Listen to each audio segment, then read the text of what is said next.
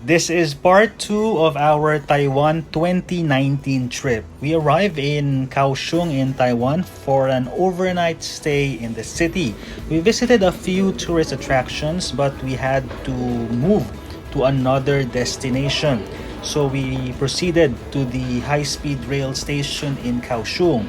There we left earlier our bags and we had to take our bags out from the locker area as we had to walk or run rather towards the platform of the high-speed train. And this is our first glimpse of the high-speed train in Taiwan.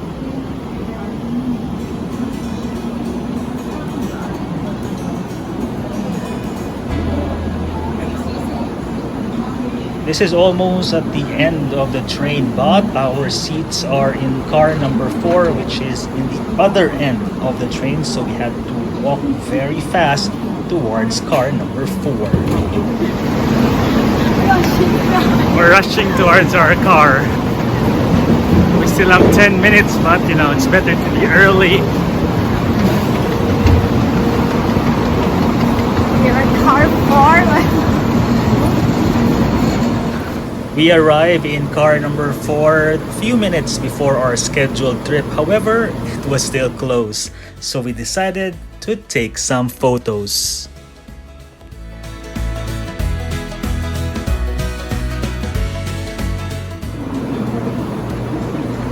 At around 12 noon, they opened the door and we entered the high-speed train. Our next destination, Taichung City.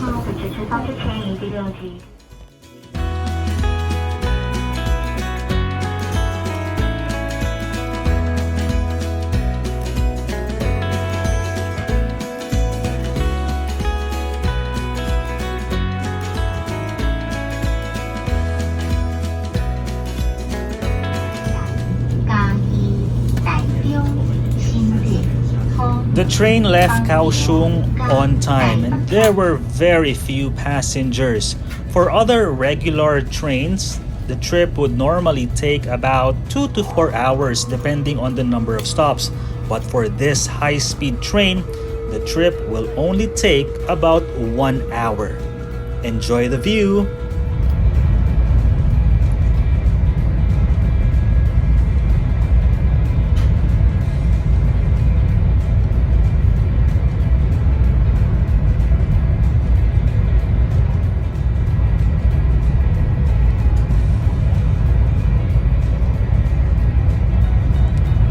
By the way, you can check out for promo fares for this high-speed rail trip. We only paid about 1,000 pesos or $20 for 2 passengers as there was a buy one, take one promo.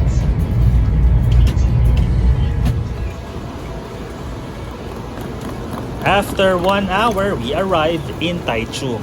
That was one comfortable trip.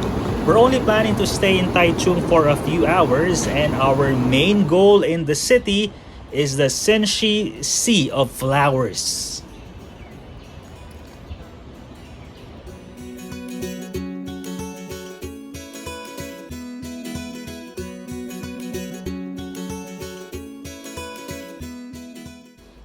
The Flower Festival is still a bit far from the Taichung high-speed rail station, so we had to take another train. We walked towards this nearby Sinwuri train station and took a train to Fangyuan station.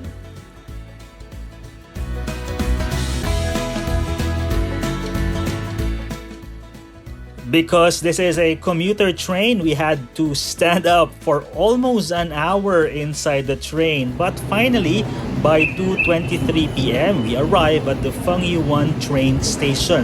This is basically, I think, our 4th train station for the day. Here, we look for the shuttle bus that will take us to the Xinshe Sea of Flowers Festival. We're heading to the Xinshe Sea of Flowers, and so far we're the only ones here in the shuttle bus, and we're leaving Fangyuan station.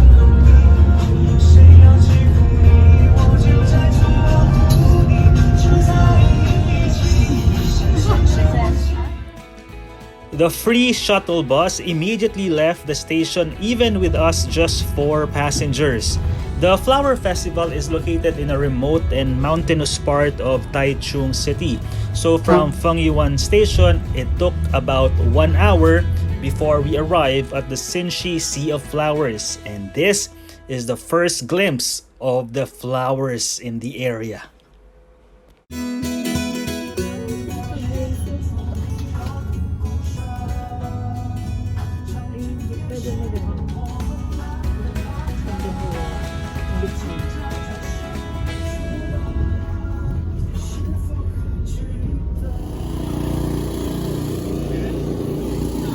The Xinshe Sea of Flowers is an annual flower festival, usually from November to December every year.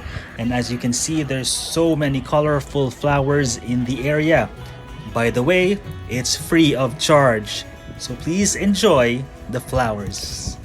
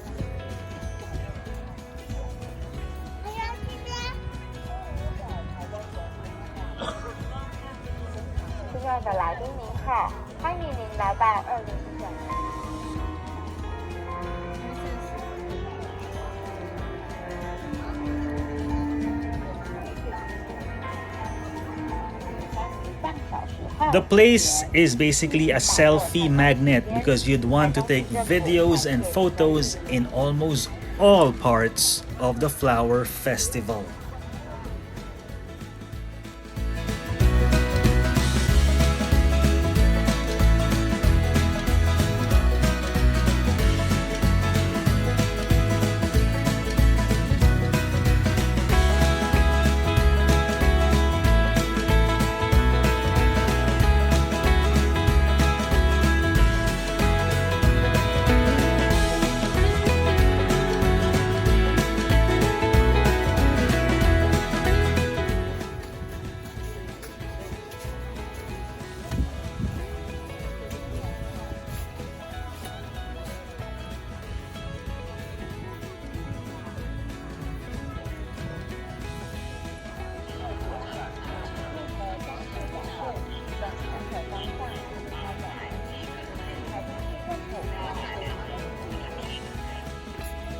And as the sun is about to set, it also means it's time to go home. As the golden rays of the sun touch the plants, it further enhances and radiates the beauty of the flowers, the beauty of Taichung.